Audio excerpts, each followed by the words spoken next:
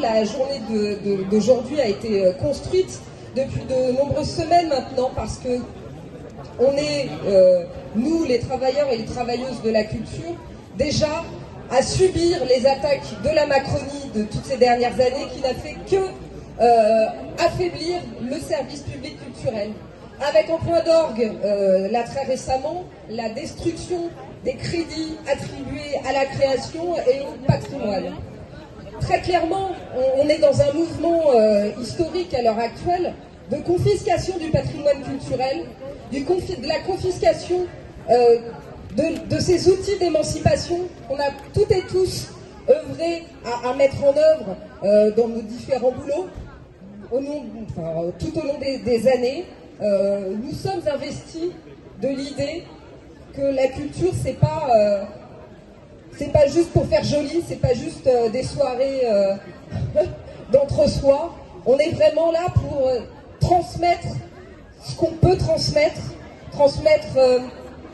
des idées, transmettre une parole, transmettre un patrimoine universel. Moi, je bosse dans un musée, nos œuvres et notre palais, je suis au Louvre, il a été confisqué à la noblesse et à la royauté pour être rendu aux citoyens et aux citoyennes avec une vision universelle. Et les collections de nos musées, elles ne sont pas les collections de visite de Bernard Arnault et consorts quand ils veulent se faire des petites soirées sympas. Voilà. L'idée, c'est de dire à tous et toutes, ce patrimoine, il est commun, il est universel, que l'on soit français, française ou pas. C'est bien l'humanité qui a construit le monde dans lequel nous vivons et nous souhaitons vivre mieux à l'avenir. Et c'est sûr que le vivre mieux à l'avenir, c'est pas très en vogue à l'heure actuelle.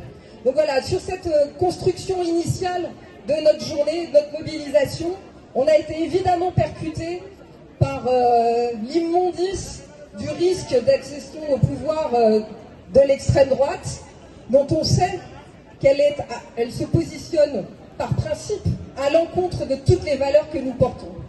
Donc aujourd'hui, merci à toutes et tous d'être là et de rappeler que oui, la culture existe, oui, les faiseurs et faiseuses de culture existent et qu'ils et elles ont besoin de moyens pour pouvoir continuer à vivre et à partager dans un monde qu'on espère meilleur parce qu'on en est encore là, nous, on y croit. Siamo tutti antifascisti!